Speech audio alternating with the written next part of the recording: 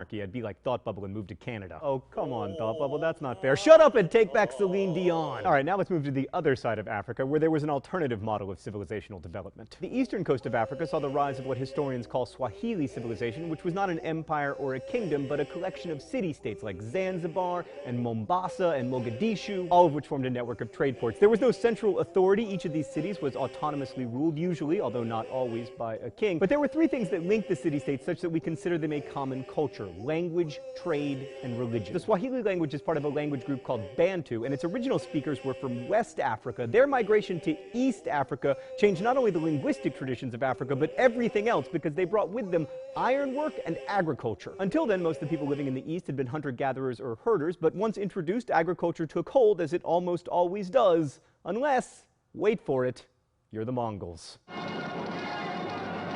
Modern-day Swahili, by the way, is still a Bantu-based language, although it's been heavily influenced by Arabic. On that topic, for a long time, historians believed that these East African cities were all started by Arab or Persian traders, which was basically just racist. They didn't believe that Africans were sophisticated enough to found these great cities. Now scholars recognize that all the major Swahili cities were founded well before Islam arrived in the region, and that in fact trade had been going on since the 1st century CE. But Swahili civilization didn't begin its rapid development until the 8th century, when Arab traders arrived seeking goods that they could trade on the vast Indian Ocean network, the Silk Road of the Sea. And of course, those merchants brought Islam with them, which, just like in West Africa, was adopted by the elites who wanted religious as well as commercial connections to the rest of the Mediterranean world. In many of the Swahili states, these Muslim communities started out quite small, but at their height between the 13th and 16th century, most of the cities boasted large mosques. The one in Kilwa even impressed Ibn Battuta, who of course visited the city because he was having the best life ever. Most of the goods exported were raw materials like ivory and animal hides and timber. It's worth noting, by the way, that when you're moving trees around,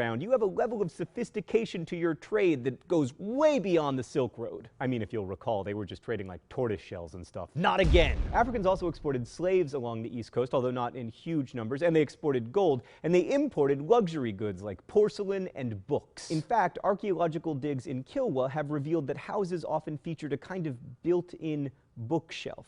Learning of books through architecture nicely captures the magic of studying history. Archaeology, writing, and oral tradition all intermingle to give us glimpses of the past. And each of those lenses may show us the past as if through some funhouse mirror, but if we're conscious about it, we can at least recognize the distortions. Studying Africa reminds us that we need to look at lots of sources, and lots of kinds of sources, if we want to get a fuller picture of the past. If we relied only on written sources, it would be far too easy to fall into the old trap of seeing Africa as backwards and uncivilized. Through approaching it with multiple lenses, we discover a complicated, diverse place that was sometimes rich and sometimes not, and when you look at it that way, it becomes not separate from, but part of our history.